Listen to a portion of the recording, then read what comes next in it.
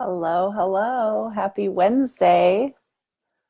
Happy What's Up Wednesday. Let's hope that Mercury in retrograde will play along today and actually let us do this. It has been a couple weeks. I had every intention of doing these every single week, and the internet and technology has not been playing nice for me. I think it started first in Portland, where I just kind of ran out of time. Poor planning on my part. Then I was in Mexico and I had a terrible internet connection and I just couldn't connect to you guys. I saved that video so you all could see just how bad it was. And then last week was like the great meltdown of Facebook and Instagram, and the entire internet failed. And I was like, I think the universe is telling me to not do this right now. But F you, Mercury, we're going to get this done today. I'm at home with my solid internet connection. If you are here live, I'm just going to give everybody a few minutes to trickle in. And if you are catching the replay of this, I would love for you to kind of pop on, let me know that you're catching the replay, that you're hearing it okay. If you're here with me live, if you could just drop a comment here and just say, hey, what's up, where you're tuning in from. Today we're going to talk all about, if you couldn't tell from the title, digestion and gut health and gut healing. One of my most favorite topics, a topic that I, unfortunately, but fortunately for all of you, have a lot of personal experience with. And in writing notes for today and kind of the many things that I wanted to talk about, I actually, is it Cassie? Hi, Cassie, or Casey? Probably Casey. Hi, Casey. Thanks for popping in. I realize that there's so much that I want to share with all of you, and I have a lot of content coming to the website and the podcast about all of this, but for the purposes of this live, I was like, there is way more content than one. So we're going to do kind of a two-part series, I think. So today we'll do part one. We'll kind of cover the basics. I'll answer some of your questions, but just know that if I don't get to your question or we leave some things off, I'm anticipating a part two of this series next week, just so this doesn't turn into a gigantic, super long live. I do have somewhere to be this evening, so I want to keep it short and tight. But if you're here and if you're coming in, just do me a favor and drop a little, hey, what's up, and let me know that you're here. And again, same with those of you catching the replay. Okay, so huge topic. For those of you that don't know my personal story, gut healing and my gut health and digestion have been a huge part of my healing journey. It's been an ongoing, many year-long process. But the reason that I want to talk about this with all of you is I think we all get so caught up in what's the right protocol and what should I be eating and what's going on and why do I have this going on. And, you know, at the end of the day, I think that we forget that our health begins in our gut. 60 to 80% of our immune system is located in our gut, and 90% of the chemicals that are responsible for regulating our moods, our neurotransmitters, such as serotonin, these are all made in our gut. So it's super important on so many levels that we have our gut health and our digestion in working order, and that we're healed and everything is functioning properly so that we can feel our best. But also, healthy digestive function is crucial to being able to properly absorb and assimilate and use the nutrients that we consume in our healthy diet. So I say all of this because we get so focused on what is the right thing to eat, and should I eat this, and should I eat that, and should I be paleo or keto, or eat organic or non-GMO, and I think, or take this supplement. And I think all of that is so important, and it has and carries so much weight. But if we don't have a properly working digestive system, and that we're not properly assimilating the nutrients from all of these amazing foods and superfoods and adaptogenic mushrooms and supplements, if we're not digesting our food properly and we can't actually absorb those nutrients, then we're kind of wasting money. And so I truly believe that first we should focus on making sure our gut is working its best. And we're going to go through some of that today, but I first kind of want to share a little bit about my own personal journey with my gut healing and my gut health. I have long struggled with digestive issues. This is something I can remember from even being in my early teens and even before that. Hi, Sheila. Thank you for being here. If you're popping in, just make sure to say, hey, what's up, just so that we know that you're here and that you guys can all hear and see me. I'm assuming that you can. So for as long as I can remember, I struggled with digestive issues, and it ran the gamut. It was bloating. It was gas. Gas was a big one. Ask my family, especially my sisters. They love to make fun of my chronic gas. I swung from chronic diarrhea to constipation. I got every stomach flu that came through. I was incredibly susceptible to food poisoning. I went to the Dominican Republic in my early 20s, and I was so sick when I was there, and so sick for so long after I returned home. I got the swine flu. I was diagnosed with a hiatal hernia. I had my ileocecal valve, which is the valve between your small intestine and your large intestine, get stuck closed.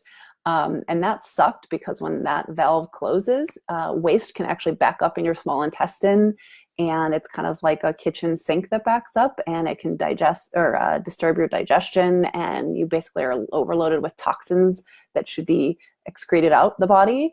They were being absorbed into my body. Those are kind of like the common like things that we all associate with dysfunction in our digestive tract and our gut health. Beyond that, things I later learned that were related to my gut were chronic acne, cystic acne, chronic migraines, chronic brain fog. I have stories, going back to the sort of typical things that we associate with gut health. I have stories from traveling the world, train stations in Paris, France, where I had to take so many, what is the word? Stool softeners or anti-constipation meds, because I was so chronically constipated on a trip to Paris that I remember having to load up on stool softeners just because I was in so much pain, that I remember being in a train station in Paris, France, and not being sure if I was going to crap my pants because I had to go so bad, because I had taken so many stool softeners, because it had been 10 days since I'd gone to the bathroom. I have stories from hotels in Austin, Texas, where I was traveling with my friends.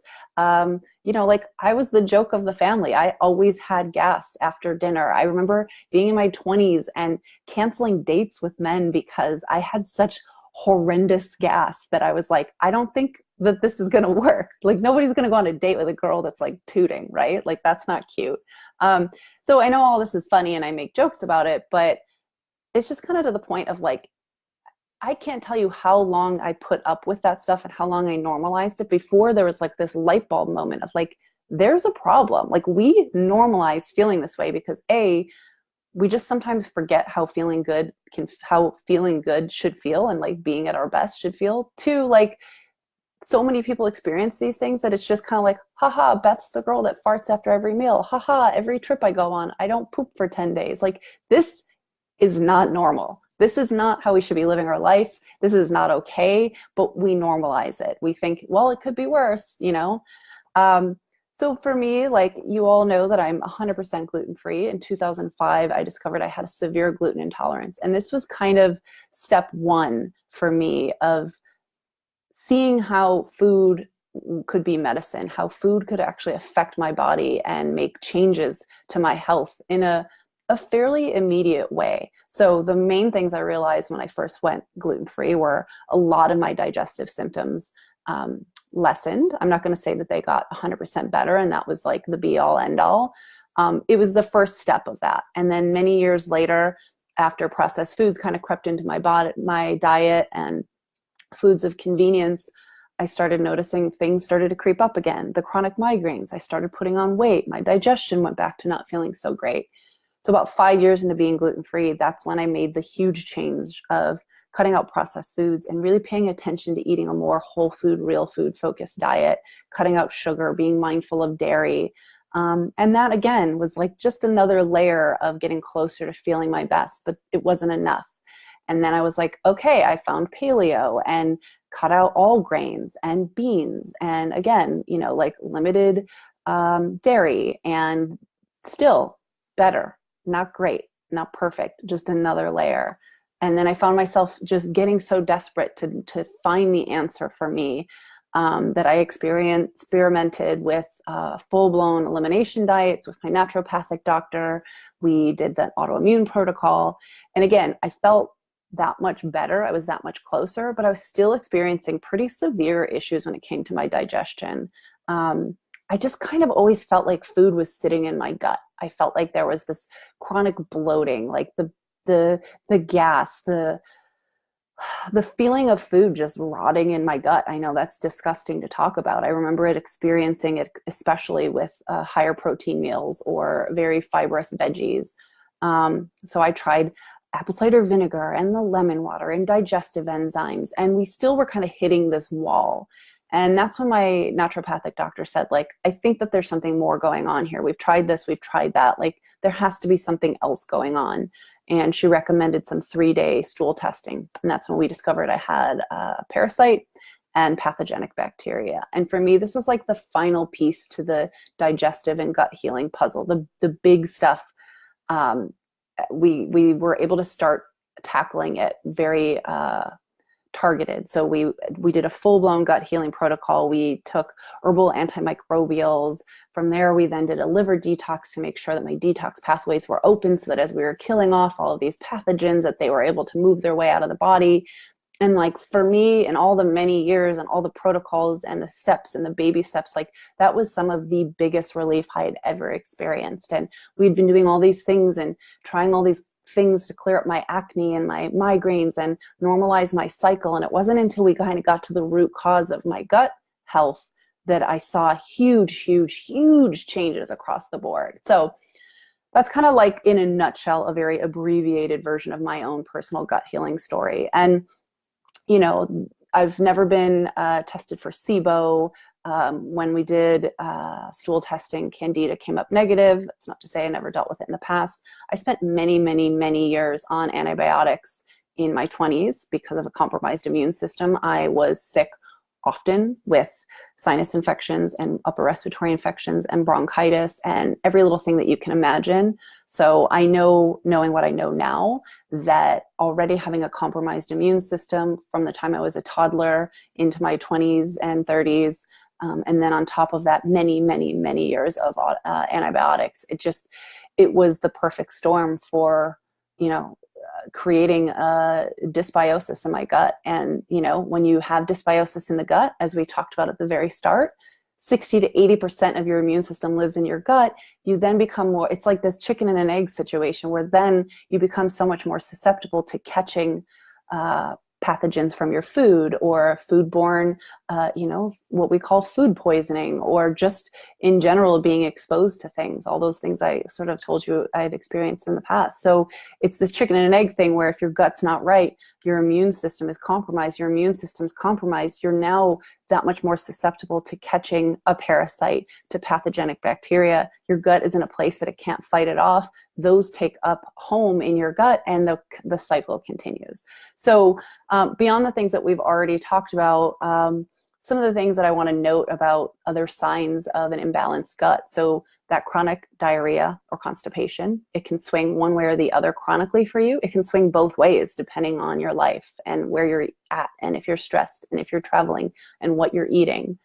Blood sugar dysregulation issues and hormone imbalances, immune system dysfunction, as we talked about, your sleep issues, poor sleep, from cognitive dysfunction, brain fog, foul moods, depression, anxiety, long-term ongoing chronic sugar cravings, and then obviously all the things that we kind of know to be associated with an imbalanced gut. So gas and bloating and cramping and acid reflux and chronic stomach aches, and you name it.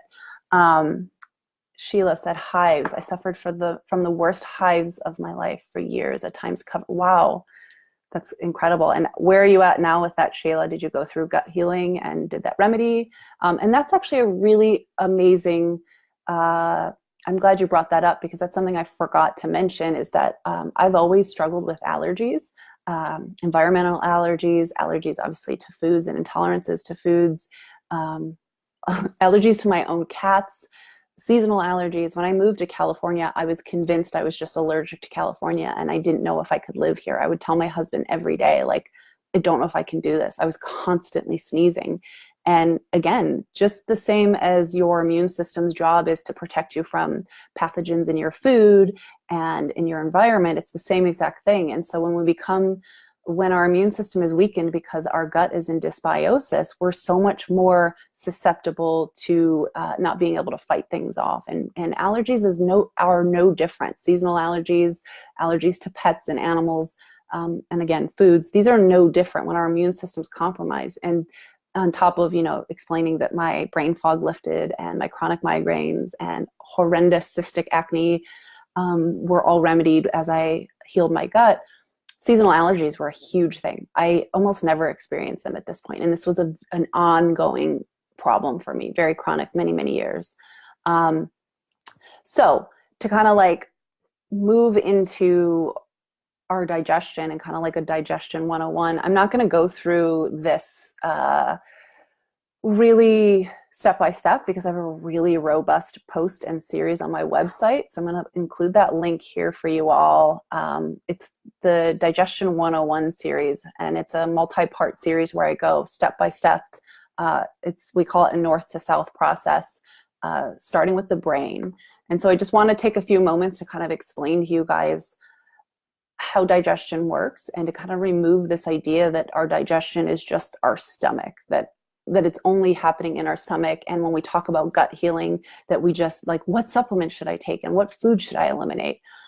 I really, really, really, really want to drive home the point that digestion actually starts in our brain. And what does that mean? Like, that makes no sense, Beth. Like, there's no digestion in our brain. We have no stomach in our head. So the reason that we talk about digestion starting in the brain is, we all talk about Pavlov's dogs or seeing food or being triggered to think about food and the mouth salivating, right? Our bodies are really fucking brilliant. Like, they're really brilliant. They are a well-oiled machine that when they're doing things appropriately, everything has a purpose. And so as soon as we start to think about food, as soon as we see food, as soon as a bell is rung and we remember dinner time, our brain starts to send a signal to our mouth to create salivary amylase and saliva. And that's very important because the salivary amylase in our mouth is used to break down carbohydrates in our food, sugars, complex sugars. So as soon as our brain sees a plate of food or thinks about eating, as soon as our eyes see it and send the signal to our brain starts to send a signal to the mouth, like, hey, food's coming. Create saliva, create the salivary amylase, these important enzymes in the mouth. And then the food comes into our mouth, right? We take a bite of food and we start to chew our food. And as we're chewing our food and we have those salivary amylase, the saliva in our mouth, we start to break down. So this is step one of actual digestion. It actually happens in our mouth. Our teeth, our tongue, our saliva starts to break down food. The other thing is that when our brain recognizes that it's time to eat, if we're in a stressful state, I really want to pause on this here. I really want to talk a lot about stress today when we talk about gut healing. When our body is in a chronic, stressful state, we have the parasympathetic nervous system and the sympathetic nervous system. Our sympathetic nervous system is what you often hear referred to as the fight or flight mode. If you're going and going and going and you're stressed out, or you're trying to shovel food in your mouth in the car, or while you're doing a million things with the kids, and your body is in a stress state, a sympathetic dominant state, we cannot switch on our digestion. It is kind of a protection mechanism. Our body is basically saying, like, this isn't important, because the sympathetic nervous system was in the fight or flight mode, was derived in a primal sense to kind of protect our body in times of stress. So, think back to like the primal human that was running from a saber-toothed tiger or a bear or a predator or whoever was chasing us. Our body needed to take every bit of energy in those moments and focus on speed and agility and getting out of what we needed to. And, also just, on a more broad spectrum, our body wants to ensure that we have food available. So it's going to shut down digestion, and it's going to prioritize fat storage. And it's not going to be focused on digesting the food. It's going to send that energy to the rest of the body to flee or to get out of there, and to just be like, let's make sure we have fat storage for later, because we don't know if we're going to have food again later. And also, like, let's just not worry about everything else. And the same goes for our endocrine system and our immune system. Those all shut down. You guys have heard me talk about this before in other places, that stress will kill us. Maybe not quickly, but in the long term, it shuts down so many important processes in the body. So that's kind of a broad overview of like how detrimental stress can be. But also in the short term, when the brain perceives that it's time to eat, but it also perceives that it's in a stressful state, it's not going to send those signals to the stomach, or to the mouth, excuse me, to start producing saliva and salivary amylase. And then the other thing that happens is the trigger of those things moving in that north to south direction, which you'll read about in that series. The next sort of thing that it's going to do is tell the stomach to release stomach acid, and further down it's going to tell the body to release digestive enzymes. All of these are so crucial to making sure our food is properly digested. Stomach acid is key to, especially when we're having a protein-rich meal, to making sure that our stomach is at the pH of about 1.5 to 3, to make sure that the food in our stomach is further digested. So we're chewing our food as much as we can. We want to chew 30 to 40 bites or chews per bite of food, to make sure that the food in our mouth that's sent down further in the tract is already pre-digested. Imagine you're eating a steak, and if you swallow a huge hunk of steak that's like this big, that you chew once, twice, swallow, now you're asking your stomach to break down this gigantic hunk of food. Like, that's a lot. So do your stomach a solid and chew as much as you can in the mouth, sending it through. But then we really want to make sure that we have stomach acid in the stomach, because that's going to essentially coat and bathe our food further in a very acidic environment to further break it down. And there's so many reasons why we can not have enough stomach acid, a bajillion of them. The reason I bring all of this up at this point is that we're talking about stress. And being in a chronic state of stress means that our body may not be able to trigger the stomach to properly produce the appropriate amount of stomach acid to break our food down. And now, even if you're chewing your food and you're sending this well-chewed piece of food to the stomach, if the stomach isn't primed and ready with enough stomach acid, we actually need our stomach at a specific pH for the valve between the stomach and the small intestine to open.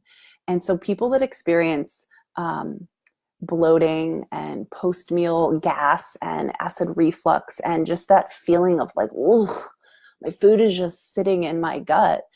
It can be that you're not chewing your food appropriately. It can be that your brain wasn't in a parasympathetic, calmed, relax and digest state, and instead it was in a fight or flight mode. And so our food isn't getting digested appropriately for those reasons we talked about. And it could also be a lack of stomach acid.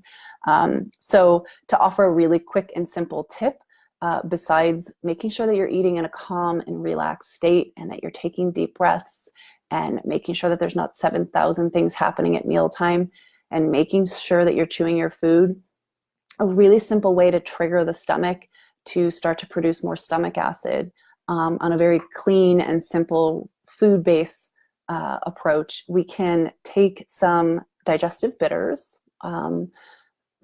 supplements that you can buy. They're usually herbal. We can have a little lemon, freshly squeezed lemon in some warm water, or a little shot, a small amount of apple cider vinegar in water. Don't take it straight. That's not smart. 15 to 30 minutes before mealtime. And that will, again, in addition to being in a low stress state, in a parasympathetic nervous system dominant state, chewing your food appropriately, it's going to send a signal to the stomach. It's going to kind of be like, hey, food's coming. Let's start to make some stomach acid. And you're just training your stomach to create more stomach acid. There are supplementation routes that you can take, especially with stomach acid. If you're working with a naturopathic doctor, a nutritional therapy practitioner, we can work alongside you to supplement with hydrochloric acid, which is just kind of taking things a step further to ensure that you have enough stomach acid and that your stomach is primed and ready for whatever food that you're sending its way. And then from there, we hear a lot about leaky gut and food intolerances and why suddenly I can't have this certain food that I used to be able to have before. And it's not a true food allergy, but you're responding to it, whether it be nuts or dairy or whatever the case may be. There's a gamut. We can respond to a variety of different foods. We can absolutely have true food allergies, which are the body's response to the proteins found in a food. But often we'll see people with food intolerances, and we'll hear people talk about leaky gut. And a lot of that is caused by undigested food in the stomach that isn't being broken down properly for all the reasons that we talked about, stomach acid being one of the main ones. And undigested food exiting the stomach eventually after it kind of sits there and putrefies and causes excess gas and bloating. And then it moves through into the small intestine undigested. And our small intestine isn't designed for undigested large particles of food. And along with a variety of other things, this can cause chronic inflammation. It can cause the tight junctures of the small intestines to be more open than they should be, and for undigested food particles and proteins to exit the small intestine when it should be staying in there. And this can cause our immune system to see things that are otherwise meant to be contained within the digestive tract as foreign invaders. And our immune system is very smart, and it will start to produce antibodies against these things that should not be there. And next thing you know, you're experiencing food intolerances to healthy foods that you've always been able to digest and did okay with. So that's a broad, very simplified version of leaky gut and food intolerances, and just some of the ways that we can experience dysbiosis in the gut and digestive issues, and why we might be experiencing food intolerances. But I really want you guys to take a look at that series. It's not fancy. The images and the photos, like, it's not glamorous, but it's pretty. Like, I wrote that series while I was in school for nutrition. It was part of my community project, if you will. I wanted to really, I got so nerdy learning about digestion and really understanding how it should work, but also what it is that we're kind of misunderstanding. To go back to this point about stomach acid, you'll often hear people talk about having chronic acid reflux and taking antacid and Tums and things, PPIs, to limit the that sort of acid reflux feeling of acidity. And people think, oh, I have too much stomach acid, I need to take an antacid to take that down. And what's actually happening is we don't have enough stomach acid being produced. And as we talked about, that 1.5 to 3 pH that the stomach needs to be at for that valve to open. When we don't have enough stomach acid, we don't reach that proper pH, our food isn't properly digested, that valve between the stomach and the small intestine doesn't open, and the food has nowhere to go but back up. And now, yes, you are experiencing a feeling of acid here, and it's not that you have too much stomach acid. Of course, the dog wants to go out right this moment. It's not that you have too much stomach acid, it's that you have too much stomach acid here, because it shouldn't be here. No stomach acid should be here. Food shouldn't be coming back up. Food should be staying in the stomach, in the gut, and being digested appropriately at the proper pH, and then moved through and into the small intestine in a properly digested way. So adding an antacid is kind of like adding fuel to a fire that shouldn't even be there. We're now adding something into the gut to say, take the stomach acid down, take it down, take it down. And now our food is not being digested, and it's going to continue. So then there isn't enough antacids, there isn't enough Tums, there isn't enough, and we just take more and more and more, and we're just further perpetuating the problem. So I love this. This is the kind of stuff that gets me fired up, because it actually angers me that this is what our doctors are telling us. It's just straight wrong.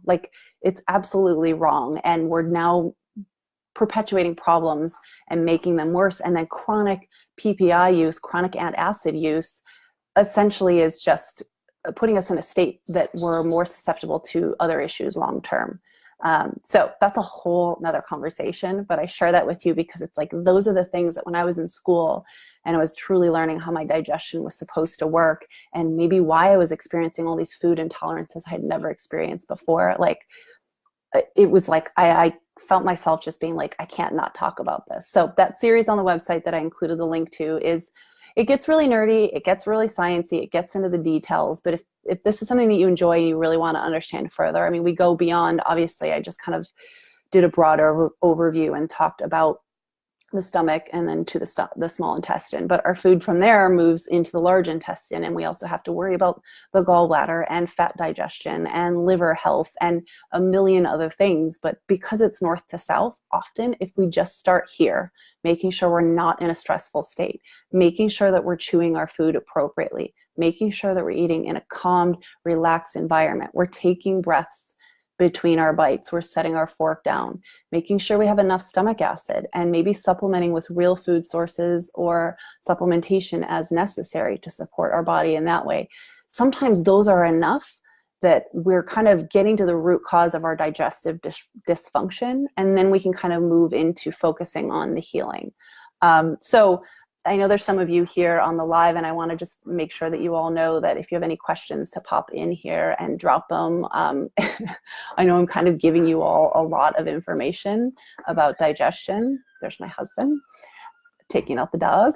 But I also kind of want to get into maybe first steps for gut healing, because again, we talked about some of the basics of how digestion is supposed to work and some of the things that we may want to know just on a baseline understanding.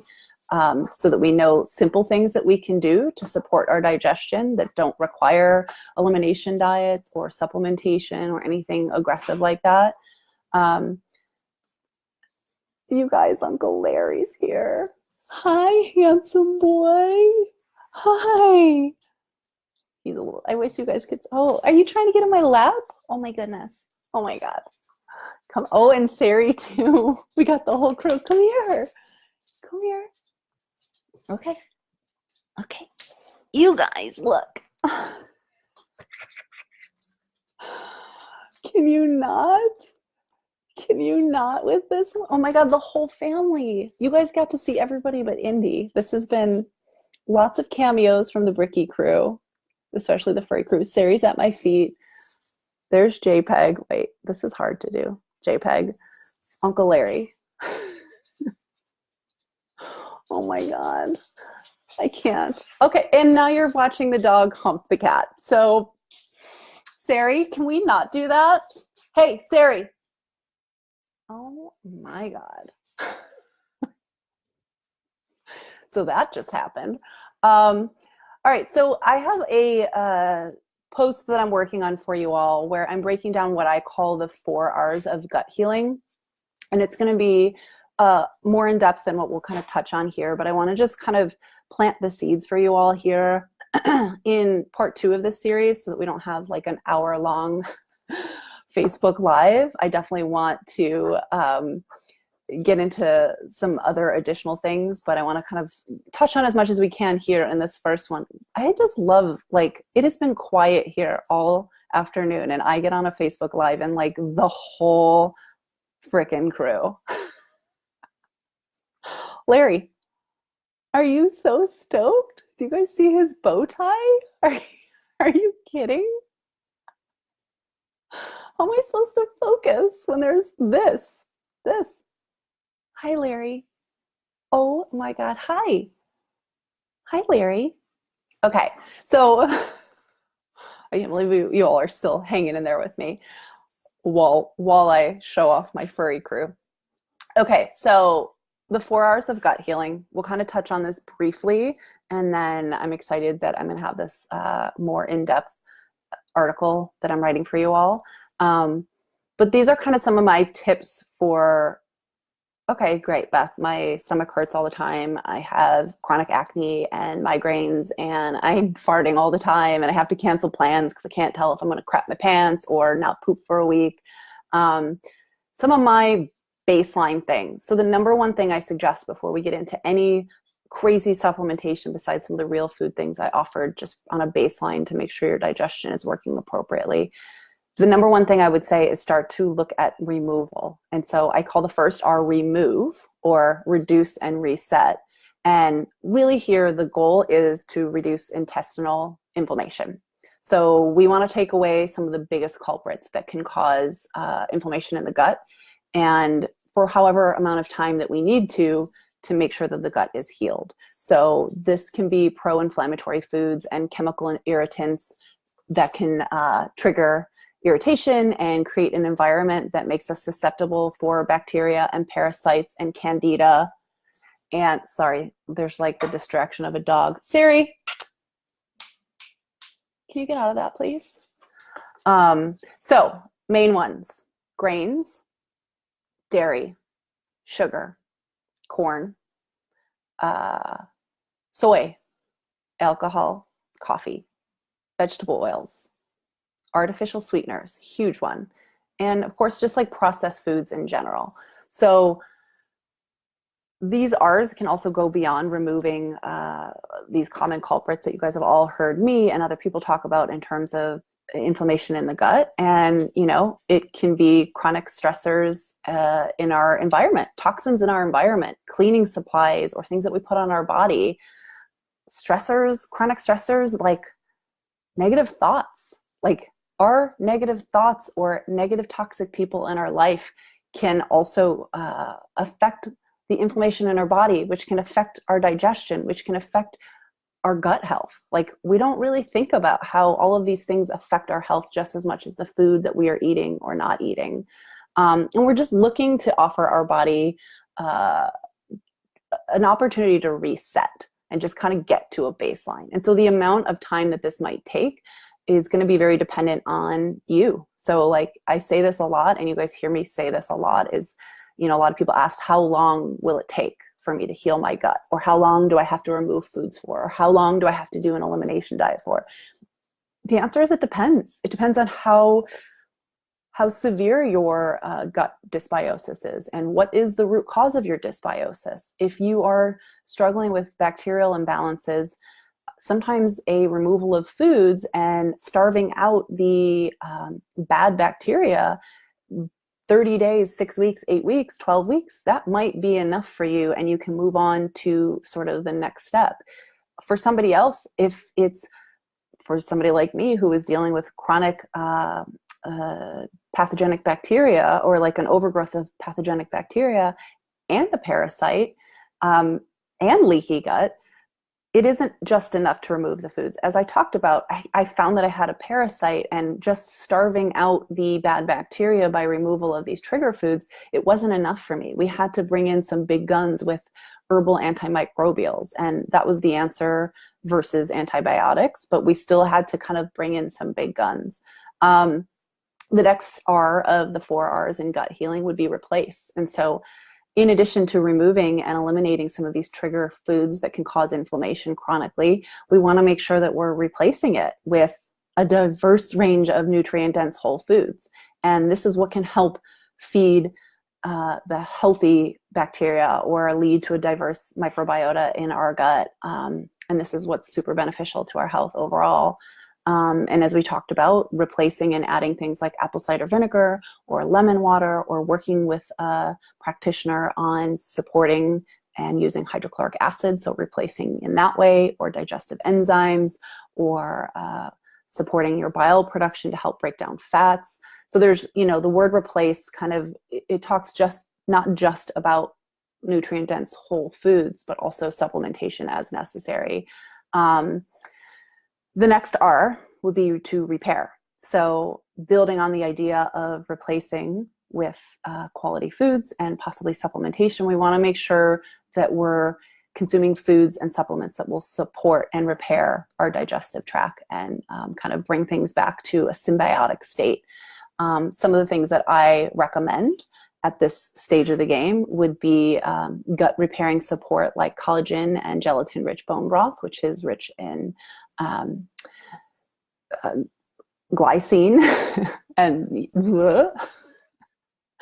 glycine and collagen and gelatin. And then we can also add in, and glutamine. Did I say that? Oh my God, you guys, it's 5:40. My brain starts to shut down at this point.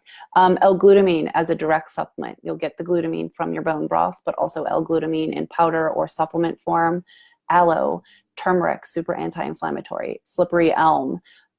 Obviously making sure that you're getting enough water every day, consuming enough quality omega-3 fatty acids. These are all going to help with inflammation in the body and repair. I just made up a word. It's also really weird when you're talking to people and you're just like talking at them. So hi, if you're here with me, because it feels like I'm talking to myself. Because when you do this, like, I don't see you guys, obvi. I just see my dumb head in the center of my screen. And you just get to a point where like, I'm just talking aggressively about gut healing to myself, even though I know I'm not, because I can see the little number of how many of you are here. And then, in addition to this repairing or repairal, as the word I just made up went, we want to make sure that we're doing things like breath exercises, gentle movement like yoga or stretching, meditation, other stress reducing practices, so that we can also further repair our gut by reducing inflammation by way of managing our stress and managing chronic cortisol output and all of those many things that we talked about. And then finally, the last R would be reinoculate and rebuild. And this is where and when I would recommend reintroducing good bacteria to our gut environment. And this is kind of in an effort to populate our GI tract with as much of the beneficial stuff as possible.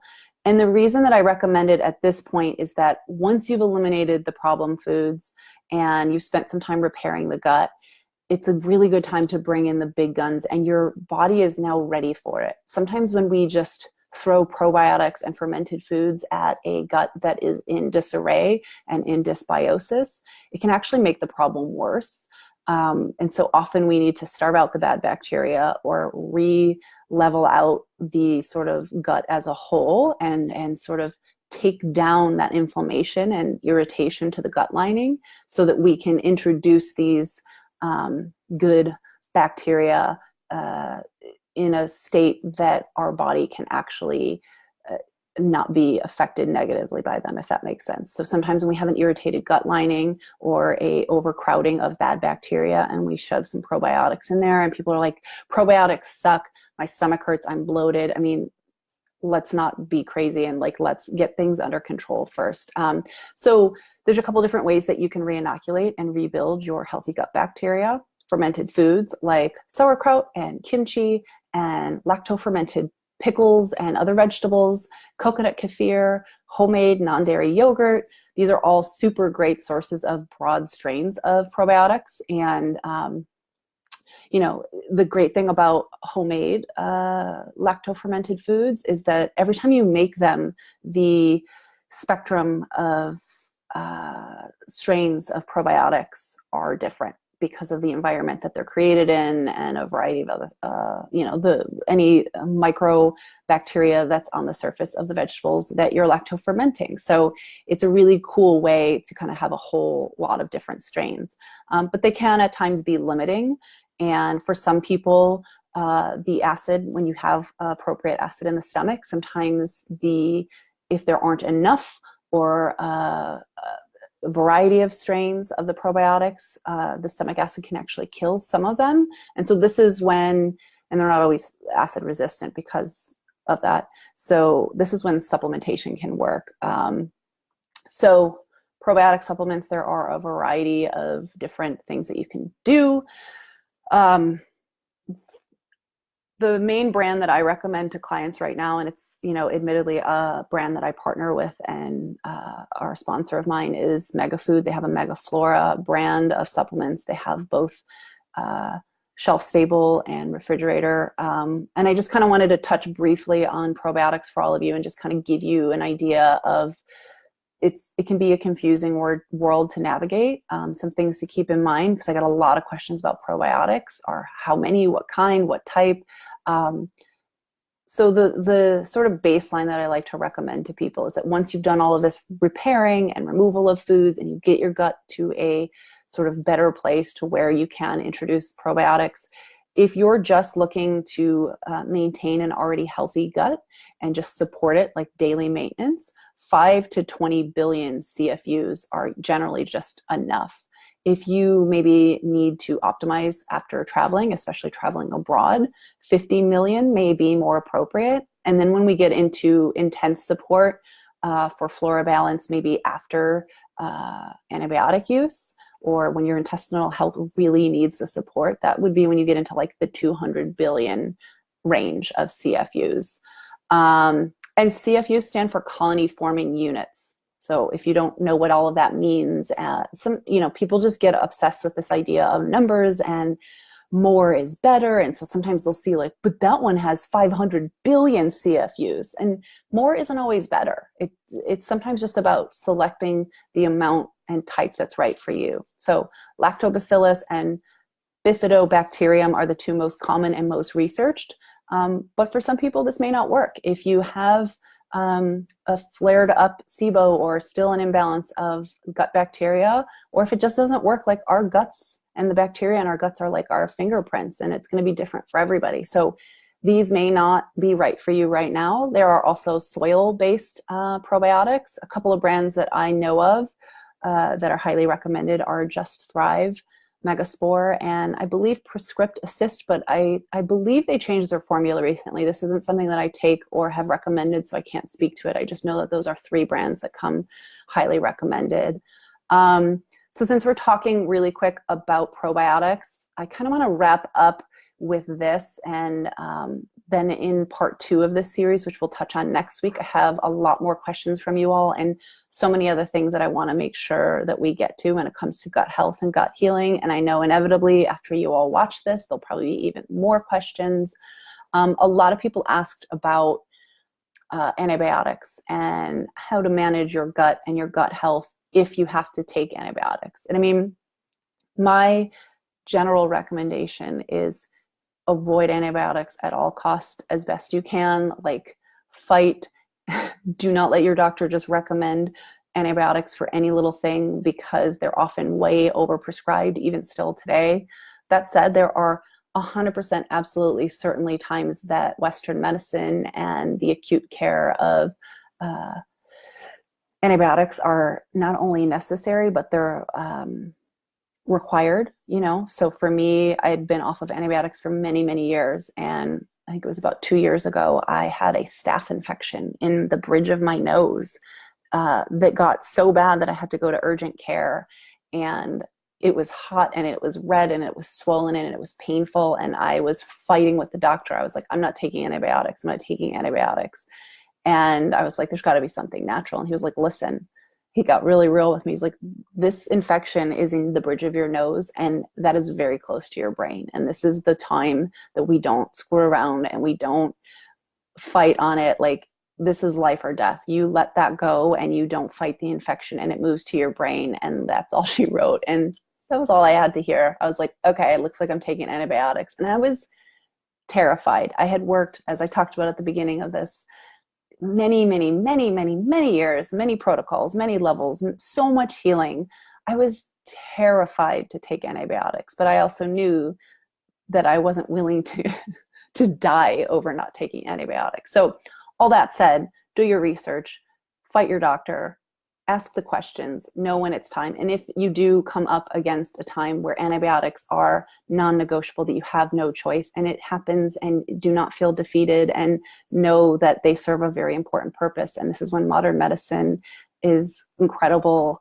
Some of my sort of baseline recommendations would be, do the best that you can to maintain a low glycemic diet in that time that you are taking the antibiotics. So limit starchy and refined carbohydrates, obviously sugar and alcohol, and all of the yeast, things that could, not so much yeast, but all of the things that can feed the bad bacteria, because we're already in a compromised state where the antibiotics, they don't really know how to differentiate between what they're there to kill. They are going to wipe it all out. And so we want to do our best to not feed the bad bacteria in that time. I generally recommend, if you can and if you can tolerate them, and this will depend on the state of your gut, increasing prebiotic fiber-rich foods and soluble fiber. And this is going to just help to, again, feed the good bacteria in our gut while the antibiotic is doing a little cleanup. Let's see what else I want to make sure to mention to you all. Gut healing foods, again, like bone broth, making sure that we're getting different things to kind of heal the gut in that time. And then going back to the kind of idea of probiotics and introducing the healthy good vast array of strains of bacteria. You can get it from food. You can also do it through supplementation. The main thing to remember is, people have this idea of what's the point in taking probiotics or eating probiotic rich food when you're taking an antibiotic, which is going to wipe everything out. And we don't actually need the probiotics to colonize in the gut to be the most beneficial and to do their job only there. Even the strains that become transient, they can still have powerful therapeutic effects to the body. The main thing is to take those probiotics opposite or away from antibiotics. So if you're taking an antibiotic in the morning, in the evening, take your probiotics midday. If you're only taking your antibiotics once a day, take your antibiotics in the morning, take your probiotics in the evening, and just give them space so that you can ensure the best that you can that the probiotics will live and kind of have their highest efficacy. And then the other thing that I recommend that my clients do is take, and I'm going to probably butcher this word, Saccharomyces boulardii, or you'll often see it listed as S. boulardii. And sometimes you'll find it in a probiotic supplement with the lactobacillus and the bifido that are the two most common strains. But often you can just take it. I will take it just as its own on its own as a single supplement, just the Saccharomyces boulardii. And the reason that I love this, especially when you're on an antibiotic, is that it's actually a beneficial yeast that is not a bacteria, obviously. So it's especially useful during antibiotic treatment because the antibiotics cannot kill it. So there's no risk of it harboring genes for antibiotic resistance and later transferring those genes to pathogenic bacteria. It's just further support when you have to be on antibiotics to make sure that your gut is being supported. So I think that that's kind of everything I wanted to touch on for antibiotics and probiotics. I told you guys, this is a lot. Are you all hanging in there with me? Don't forget, if you are catching this as a replay, if you didn't catch the live and you're watching the replay, just do me a favor and drop a comment in the comment box. Let me know that you're here watching the replay, that it's recording for you. For those of you that are here live with me, I'm going to start wrapping it up. I want to just make sure and look at my notes and see if there's other things that I want to touch on. There's definitely some things that we'll cover in the next version. Let me see here. Oh, we got a lot of questions about reintroduction of foods after elimination diet. This is a really big topic, elimination diets and reintroductions. We talked a bit in the 4 R's with the remove, reduce, and reset R of the first R of the 4 R's about removal of foods. And I get this question all the time of, how long do I have to remove them for? And how do I handle reintroductions? So again, there's a huge understanding of it's very, I think the cats are fighting because every single animal has decided to show up in this house during my live for you. You're welcome. The answer would be it depends. It depends on a lot of factors. It depends on what state of dysbiosis your gut's in. And again, to kind of touch on that original point of how long do you have to do a removal and which foods. I mean, there are so many factors at play here.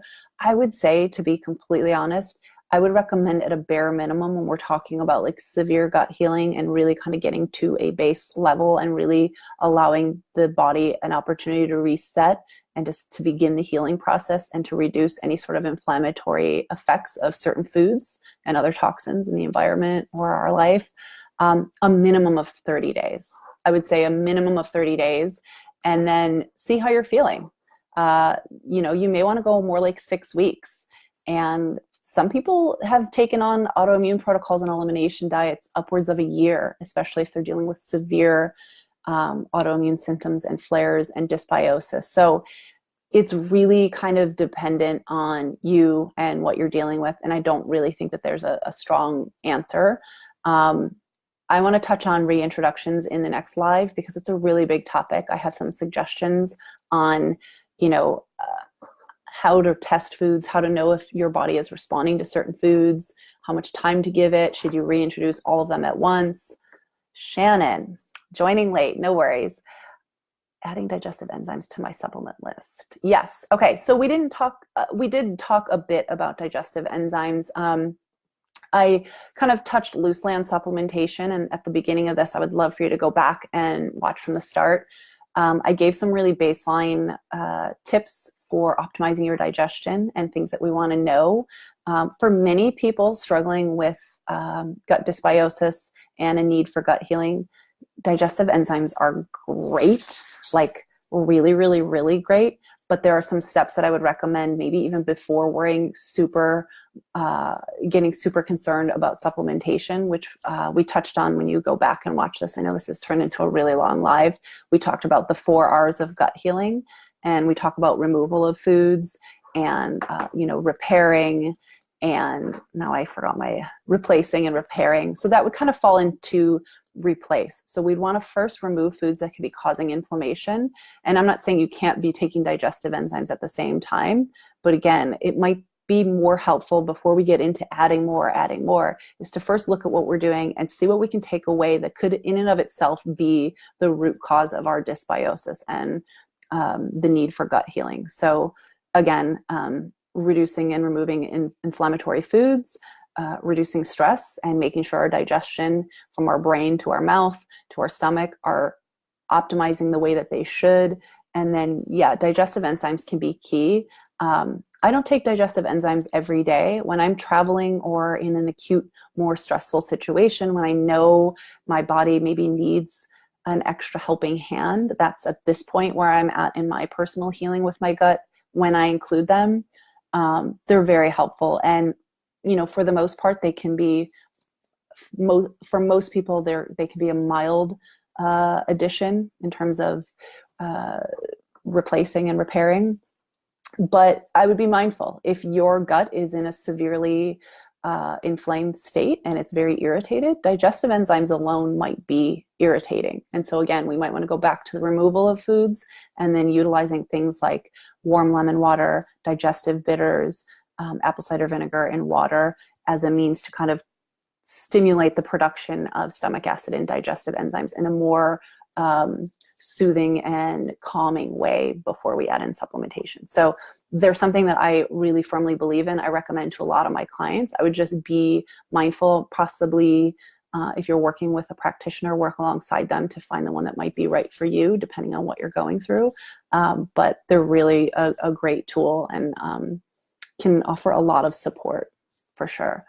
Okay. I have lots of questions from you all that I want to make sure that we get to on the next one. So those of you that stuck it out and watched this whole live or caught it on the replay, I want to make sure that if you have any questions that you drop them here, and I'll make sure to cover them in the second part of this live. We'll do it next Wednesday for What's Up Wednesday, part 2.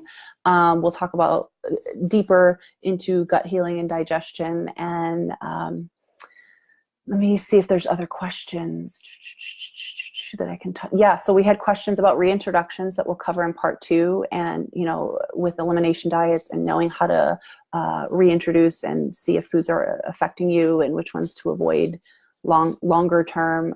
There were some questions about lectins and other anti-nutrients in our foods. Do we have to be worried about lectins, and what about nightshades, and a million other things. So we'll make sure to touch on that.